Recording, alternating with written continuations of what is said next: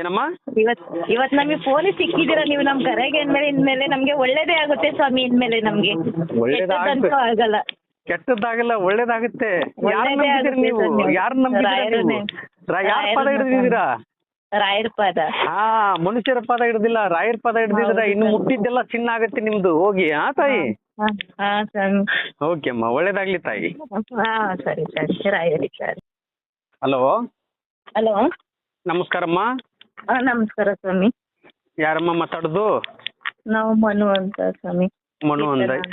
ಹಾ, ಮನುನ ಕೀರ್ತನನ? ಕೀರ್ತನರ ಅಮ್ಮ ನಾನು ಮನು. ಕೀರ್ತನ ಅವ್ರ ಅಮ್ಮ ಮನು. ಹೇಳಮ್ಮ. ಹಾ ಸ್ವಾಮಿ, ಹಿಂಗೆ ನನ್ನ ಮಗಳಿಗೆ ಎಜುಕೇಶನ್ ಅಲ್ಲಿ ಸ್ವಲ್ಪ ಅವಳು ವಿದ್ಯೆನೂ ಹತ್ತುತ್ತಾ ಇರ್ಲಿಲ್ಲ. ಆಮೇಲೆ ಇಂಜಿನಿಯರ್ ಮಾಡ್ಸಕ್ಕೆ ನಮ್ಮ ಹತ್ರ ಕಾಸು ಇರ್ಲಿಲ್ಲ ಸ್ವಾಮಿ. ಕೈಯಲ್ಲಿ ₹1 ಕಾಸಿಲ್ಲ ನಮ್ಮ ಹತ್ರ. ಇಂಜಿನಿಯರ್ ಮಾಡಿಸ್ಬೇಕು ಅನ್ನೋದೇ ಮುಂಚೆಯಿಂದಾನು ಗುರಿ ಇತ್ತು. ಲೋನ್ ಮಾಡ್ಸೋಣ ಅಂತ ನೋಡಿದ್ವಿ. ಎಲ್ಲಿ ಎಷ್ಟು 2 ಬ್ಯಾಂಕಲ್ಲಿ ಹೋದ್ವಿ, 2 ಬ್ಯಾಂಕಲ್ಲೂ ಆಗ್ಲೇ ಇಲ್ಲ ಸ್ವಾಮಿ. ಡೈಲಿ ಒಂದೊಂದ್ ತರ ಕೇಳ್ತಾರೆ. ಒಂದ್ ದಿವಸ ಪಾನ್ ಕಾರ್ಡ್ ಕೇಳ್ತಾರೆ, ಇನ್ನೊಂದ್ ದಿವಸ ಏನೇನೋ ಕೇಳ್ತಾರೆ. ಅವ್ರು ನಮ್ಮ ಹತ್ರ ಪಾನ್ ಕಾರ್ಡ್ ಮಾಡ್ಸೇ ಇರ್ಲಿಲ್ಲ ಸ್ವಾಮಿ ನಾವು. ಇನ್ನು 20 ದಿವಸ ಇತ್ತು ಕಾಲೇಜ್ ಅಡ್ಮಿಷನ್. 20 ದಿವಸಕ್ಕೆ ಇದು ಪಾನ್ ಕಾರ್ಡ್ ಬರಲ್ಲ ಅಂತ ಹೇಳಿದ್ರು.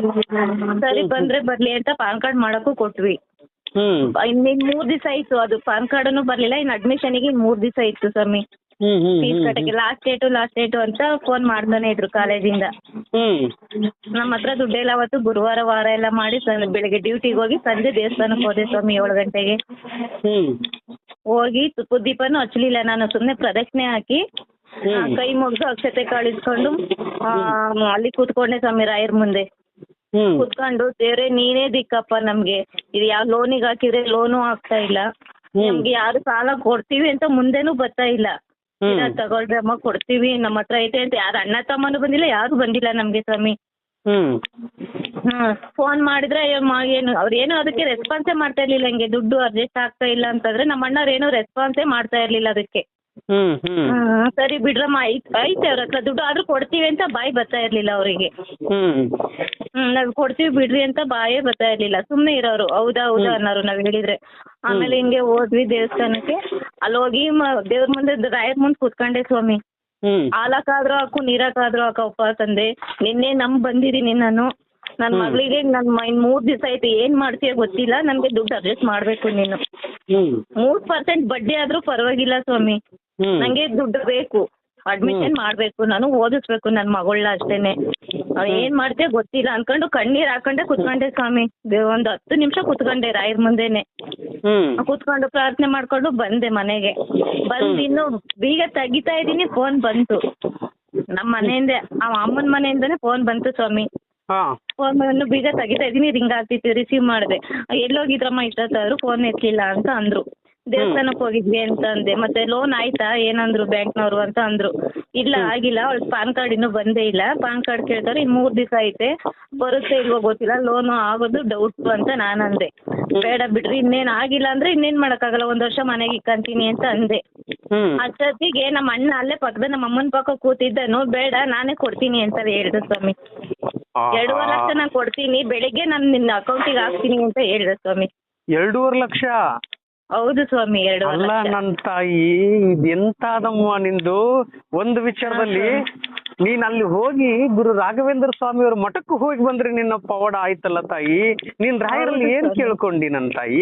ಹಾಲಲ್ಲಾದರೂ ಹಾಕು, ನೀರಲ್ಲಾದರೂ ಹಾಕು ತಂದೆ. ನಿಮ್ಮನ್ನ ನಂಬಿ ನಿಮ್ಮ ಸನ್ನಿಧಾನಕ್ಕೆ ಬಂದಿದ್ದೇನೆ. ನನ್ನ ಮಗಳ ಜೀವನವನ್ನು ರೂಪಿಸು, ನನ್ನ ಮಗಳ ಜೀವನವನ್ನು ನನ್ನ ಎಜುಕೇಶನ್ಗೋಸ್ಕರ ಅಂತಂದು ನಾನು ಲೋನ್ ಹಾಕ್ಸಿದ್ದೀನಿ.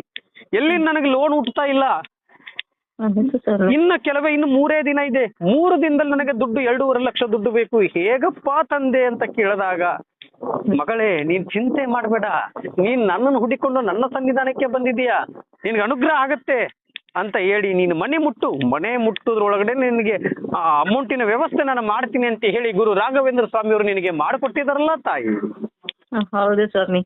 ಅದಕ್ಕೆ ಇದಂತೂ ಸತ್ಯ ಘಟನೆ ಸ್ವಾಮಿ. ನಾನು ಅವತ್ತಿಂದ ರಾಯರನ್ನ ಎಷ್ಟು ನಂಬಿದೀನಿ ಅಂದ್ರೆ ಸ್ವಾಮಿ, ನಾನು ಗುರುವಾರ ಬಂತು ಅಂದ್ರೆ ನಾನು 4 ಗಂಟೆಗೆ ಎದ್ದು ಪೂಜೆ ಮಾಡಿರ್ತೀನಿ ಸ್ವಾಮಿ. 7 ಗಂಟೆ ಒಳಗೆಲ್ಲ ನಾನು ಪೂಜೆ ಇವಾಗ ನೋಡಿ, ಒಂದು ವಿಚಾರದಲ್ಲಿ ನಾನು ಏನು ನಿಮ್ಗೆ 9 ವಾರದ ಪವರ್ಫುಲ್ ಆದಂತ ವ್ರತವನ್ನು ತಿಳಿಸ್ಕೊಟ್ಟಿದ್ದೀನಲ್ಲ ತಾಯಿ, ಅದನ್ನ ವ್ರತನು ನಾನು ಹೇಳಿರೋ ಸಮಯವನ್ನು ನೀವು ಅದು ಮೆನ್ಷನ್ ಮಾಡಿ, ಅದನ್ನ ಟೈಮಿಗೆ 9 ವಾರ ಮುಗಿಯುವವರೆಗೂ ನೀವು ಮುಗಿದ ಮೇಲೂ ನೀವು ಏನ್ ಮಾಡ್ಬೇಕು, ಪೂಜೆ ಮಾಡ್ಬೇಕು. 9 ವಾರ ಮಾತ್ರ ನಾನು ಮಾಡ್ತೀನಿ ಅಂತ ಕಂಡೀಷನ್ ಹಾಕೊಂಡು ಕುತ್ಕೋಬಾರ್ದು. 9 ವಾರ ಮುಗಿದ ಮೇಲೂ ನಿಮ್ಗೆ ಇನ್ನೂ ಹೆಚ್ಚಿನ ರೀತಿಗೆ ಅನುಗ್ರಹ ಮಾಡ್ತಾರೆ ತಾಯಿ. ಅದಕ್ಕೆ ನಿಮ್ಮ ಉಸಿರಿರುವವರೆಗೂ ರಾಯರ ಹೆಸರನ್ನು ಮರಿಬಾರ್ದು ತಾಯಿ. ಇಲ್ಲ ಸ್ವಾಮಿ, ನಾನು ಕುಂತ್ರೆ ರಾಯರು ನಿಂತ್ರೆ ರಾಯರು ಅನ್ನೋ ತರ ಇದ್ದೀನಿ ಸ್ವಾಮಿ. ನಾನು ಹತ್ತಿರದಲ್ಲಿ ಎಲ್ಲಾದ್ರೂ ರಾಯರ ಮಠ ಇತ್ತು ಅಂದ್ರೆ ರಾಯರ ಮಠಕ್ಕೆ ಹೋಗಿ ಬನ್ನಿ. ನಿಮ್ಮ ಮನೇಲಿ ಪ್ರತಿ ಗುರುವಾರಕ್ಕೊಮ್ಮೆ ಹಬ್ಬ ಅಂದ್ರೆ, ಈ ಹಬ್ಬ ಬಂದಾಗ ನಾವು ಹೇಗೆ ಆಚರಿಸ್ತೀವಿ ನೋಡಿ, ಆ ತರದಲ್ಲಿ ಗುರು ರಾಘವೇಂದ್ರ ಸ್ವಾಮಿ ಅವರಿಗೆ ನೀವು ತುಪ್ಪದ ದೀಪವನ್ನು ಹಚ್ಚಿ ಹೂವಿನ ಅಲಂಕಾರ ಮಾಡಿ ನಾನು ಹೇಳ್ಕೊಟ್ಟಂತ ವ್ರತದಲ್ಲಿ ನೀವು ಪೂಜೆ ಮಾಡಿದ್ರೆ ಇನ್ನೂ ಬೇಗ ನಿಮ್ಮ ಮಗಳಿಗೆ ಕೀರ್ತನ ಅಂತ ಹೇಳಿದಲ್ಲ ತಾಯಿ, ಆ ಕೀರ್ತನಾಗಿ ಒಂದು ಒಳ್ಳೆ ಕೆಲಸ ಸಿಗುತ್ತೆ, ಒಳ್ಳೆ ದೊಡ್ಡ ಕಂಪ್ನಿಲಿ ಸಿಗುತ್ತೆ. ತಿಂಗಳಿಗೆ ಏನೋ ಇಲ್ಲಾಂದ್ರೆ ಒಂದು 70-80 ಸಾವಿರ ಪೇಮೆಂಟ್ ಸಿಗುತ್ತೆ. ಆಯ್ತಮ್ಮ, ಯಾಕಂದ್ರೆ ನೀನು ಕಷ್ಟಪಟ್ಟಿದೀಯಾ, ಕಷ್ಟಪಟ್ಟು ಒಂದು ಒಳ್ಳೆ ಎಜುಕೇಶನ್ ಕೊಡ್ಸಿದೆ ತಾಯಿ ಮಗಳಿಗೆ. ಹೌದು ಸ್ವಾಮಿ. ಅದಕ್ಕೆ ನಾನು ಏನು 9 ವಾರದ ವ್ರತವನ್ನು ಹೇಳ್ಕೊಟ್ಟಿದ್ದಿಲ್ಲ ಅದನ್ನ ಕಂಪ್ಲೀಟ್ ಮಾಡಿ. ನೀನು ಕಂಪ್ಲೀಟ್ ಮಾಡಿದ ಮೇಲೆ ನಿನ್ನ ಕಷ್ಟಗಳೆಲ್ಲ ದೂರ ಆಗುತ್ತೆ. ನೀನ್ ಏನ್ ಕೇಳಿದೆ ತಾಯಿ, ಇರುವುದಕ್ಕೆ ಒಂದು ಗೂಡು ಬೇಕು, ಹೌದು ಸ್ವಾಮಿ, ನನಗೊಂದು ಮನೆ ಬೇಕು ತಂದೆ, ನನ್ನ ಮಗಳು ವಿದ್ಯಾಭ್ಯಾಸದಲ್ಲಿ ಚೆನ್ನಾಗಿರ್ಬೇಕು ಅಂತ ಕೇಳ್ಕೊಂಡಿದ್ಯಾ. ಅದನ್ನ ಕೊಡ್ತಾರೆ ಅವರು, ಅದನ್ನ ಕೊಡ್ತಾರೆ. ಯಾಕಂದ್ರೆ ರಾಯರು ಕೊಟ್ಟೇ ಕೊಡ್ತಾರೆ, ಅದು ನನಗೆ ನಂಬಿಕೆ ಇದೆ. ಆದ್ರೆ ನೀನ್ ರಾಯರ್ನ ಪೂಜೆ ಮಾಡೋದು ಮಾತ್ರ ಮರಿಬಾರ್ದು. ಇಲ್ಲ ಸ್ವಾಮಿ, ನನ್ನ ಉಸಿರಿರೋವರೆಗೂ ನಾನು ರಾಯನ್ ಬಿಡಲ್ಲ ಸ್ವಾಮಿ. ನಾನು ರಾಯರ್ ನಂಬಿದೀನಿ. ಅವ್ರ ಹಾಲಲ್ಲಾದ್ರೂ ಆಗ್ಲಿ ನೀರೆಲ್ಲ ಹಾಕಿದ್ರು ಆಗ್ಲಿ, ನಾನಂತೂ ರಾಯರನ್ ಮಾತ್ರ ನಾನು ತುಪ್ಪದ ದೀಪ ಹಚ್ಚದಂಗಂತೂ ನಾನು ಇರಲ್ಲ ಸ್ವಾಮಿ. ನಾನು ಉಪವಾಸ ಇದ್ರು ಪರವಾಗಿಲ್ಲ, ರಾಯರನ್ ಮಾತ್ರ ಬಿಡಲ್ಲ ಸ್ವಾಮಿ ನಾನು. ನೈವೇದ್ಯಗೆ ಏನಾದ್ರು ಮಾಡಿಟ್ಟಿ ನಾನು ಹೇಳ್ಕೊಟ್ಟಂತ ಪೂಜೆಯನ್ನು ಮಾಡು, ನಿನ್ಗೆ ಇನ್ನೂ ಹೆಚ್ಚಿನ ರೀತಿಗೆ ಒಳ್ಳೇದಾಗತ್ತೆ. ಒಳ್ಳೇದಾದ್ಮೇಲೆ ನನಗೆ ಫೋನ್ ಮಾಡು. ಮತ್ತೆ ನನಗೆ 2 ಹೋಳಿಗೆ ಮರಿಬಾರ್ದು, ತುಪ್ಪ ಮರಿಬಾರ್ದು. ಖಂಡಿತ ಇಲ್ಲ ಸ್ವಾಮಿ. ನಿಮ್ ಮನೆಗ್ ಬನ್ನಿ ಸ್ವಾಮಿ, ನಿಮ್ ಪಾದ ಪೂಜೆ ಮತ್ತೆ ಪಾದ ಪೂಜೆ ಮಾಡ್ಬೇಕು ಅನ್ನೋದೇ ಇರೋದು ಸ್ವಾಮಿ ನನಗೆ. ನಿಮ್ಮನ್ನ ಮನೆ ಕರ್ಸಿ, ನಿಜ ಸ್ವಾಮಿ. ರಾಯರಲ್ಲಿ ನಿಮ್ಮನ್ನ ನೋಡ್ತಾ ಇದೀವಿ ಸ್ವಾಮಿ ನಾವು. ಅಯ್ಯೋ ತಾಯಿ, ರಾಯರ ಜಾಗ ತುಂಬಾ ಯಾರ ಕಡೆನೂ ಸಾಧ್ಯವೇ ಇಲ್ಲ. ಅವ್ರ ನಮ್ಮಂತವ್ರಿಗೆ ನೀವು ಇದು ಸ್ವಾಮಿ, ರಾಯರೇ ನಿಮ್ಮನ್ನ ಕಳ್ಸಿದಾರೆ. ಹೋಗು ಮಗ, ನೀನು ಎಲ್ಲಾರು ಕಷ್ಟದಲ್ಲಿದ್ದಾರೆ, ಅವ್ರಿಗೆಲ್ಲ ಕಷ್ಟ ನಿವಾರಿಸು ನೀನು ಅಂತ ಹೇಳಿ ನಿಮ್ಮನ್ನ ಕಳ್ಸಿದಾರೆ ಸ್ವಾಮಿ ರಾಯರು. ಮಕ್ಕಳನ್ನ ಕಾಪಾಡು ಅಂತ. ನಮ್ಗೆಲ್ಲ ನೀವೇ ಸ್ವಾಮಿ ದೇವ್ರು. ರಾಯರ ಕೃಪೆ. ನೀನು ಹೇಳಿದಂತ ಸಂದರ್ಭದಲ್ಲಿ ಬಜರಂಗ ಬಲಿ ನೋಡಿ, ಆಂಜನೇಯ ಮುಂದ್ಗಡೆನೆ ಬಂದ್ಬಿಟ್ರು. ಒಳ್ಳೇದಾಗ್ಲಿ. ನನಗೇನ್ ಗೊತ್ತೇನಮ್ಮ, ಎಲ್ಲರಿಗೂ ಒಳ್ಳೇದಾಗ್ಬೇಕು, ಲೋಕ ಕಲ್ಯಾಣಕ್ಕೋಸ್ಕರ ಯಾರು ಕಷ್ಟದಲ್ಲಿದ್ದಾರೆ ಆ ಕಷ್ಟದಲ್ಲಿ ನೀರಿನಲ್ಲಿ ಇರ್ತಾರೆ, ಅವ್ರನ್ನ ದಡೆಗೆ ಸರಿಸೋದು ಜವಾಬ್ದಾರಿ ನನಗೆ. ಇದೊಂದು ಕೆಲಸ ನಂದಿದು. ಇದು ನನಗೊಂದು ಗೌರ್ಮೆಂಟ್ ಜಾಬ್ ಇದ್ದಂಗೆ ಕೊಟ್ಟಿದ್ದಾರೆ ರಾಯರು. ನೀನು ಇದನ್ನ ಕೆಲಸ ಮಾಡು, ನಿನಗೆ ಪೇಮೆಂಟ್ ಕೊಡುದು ನಾನು. ಪೇಮೆಂಟ್ ಅಂದ್ರೆ ಏನು? ಒಬ್ಬಟ್ಟು. ಪೇಮೆಂಟ್, ನಿನಗೆ ಪೇಮೆಂಟ್ ಸಿಗ್ಬೇಕಾ, ಈ ಕೆಲಸ ಮಾಡು. ನಿನಗೆ ಪೇಮೆಂಟ್ ಏನು? ಒಬ್ಬಟ್ಟು ತುಪ್ಪ, ಇದೇ ನಿನ್ ಪೇಮೆಂಟ್ ಅಂತ ಹೇಳ್ಬಿಟ್ಟಿದ್ದಾರೆ. ಫಿಕ್ಸ್ ಆಗ್ಬಿಟ್ಟಿದೆ ತಾಯಿ. ಅದಕ್ಕೆ ಇವಾಗ ನೋಡಿ, ಇನ್ನೂ 2 ಎಕ್ಸ್ಟ್ರಾ ಬಂತು. ಕೀರ್ತನ ಕೆಲಸ ಆದ್ಮೇಲೆ ನನಗೆ 2 ಹೋಳಿಗೆ ಕೊಡಿಸ್ತೀನಿ ಅಂತ ಹೇಳಿದ್ರಲ್ಲ, ಹೋಳಿಗೆ ತುಪ್ಪ. ಇನ್ನು ಮತ್ತೆ ನನಗೆ ಖುಷಿ ಆಯ್ತು. ಇವಾಗ ಮತ್ತೆ 2 ಹೋಳಿಗೆ ಎಕ್ಸ್ಟ್ರಾ ಸಿಗ್ತಲ್ಲಪ್ಪ, ಮತ್ತೆ ಪೇಮೆಂಟ್ ಇನ್ಕ್ರೀಸ್ ಆಯ್ತಲ್ಲಪ್ಪ ನನಗೆ. ಇದೇ ನನ್ನ ಪೇಮೆಂಟ್. ಓಕೆನಮ್ಮ, ಅಷ್ಟು ಮಾಡಿ. ಹಲೋ ಅಮ್ಮ, ತಾಯಿ, ನಿನ್ನ ಕೆಲಸ ಆದ್ಮೇಲೆ 2 ಹೋಳಿಗೆ ತುಪ್ಪ ನೆನಪಿರ್ಲಿ. ಫಸ್ಟ್ ಪೇಮೆಂಟ್ ಅಲ್ಲೇ ನನಗೆ ಕೊಡಿಸ್ಬೇಕು. ಓಕೆನಾ? ಆಯ್ತು ಸ್ವಾಮಿ. ಓಕೆ ಅಮ್ಮ, ಒಳ್ಳೇದಾಗ್ಲಿ. ನಾನು ಬೆಂಗಳೂರಿಗೆ ಬಂದ ಮೇಲೆ ಬರ್ತೀನಿ ತಾಯಿ. ಎಲ್ಲರಿಗೂ ಒಳ್ಳೇದಾಗ್ಬೇಕು ಅನ್ನೋದೇ ನನ್ನ ಆಸೆ. ನಿಮಗೆ ಇನ್ನೂ ಹೆಚ್ಚಿನ ರೀತಿಯಾಗಿ ಒಳ್ಳೇದಾಗ್ಲಿ ಅಂತೇಳಿ ಗುರು ರಾಘವೇಂದ್ರ ಸ್ವಾಮಿಯವರ ಪಾದವನ್ನು ಹಿಡಿದು ನಾನು ಕೇಳ್ತಾ ಇದ್ದೀನಿ ತಾಯಿ.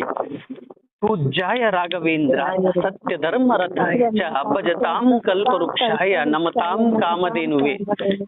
ರಾಯರಿದ್ದಾರೆ ನನ್ನ ತಾಯಿ.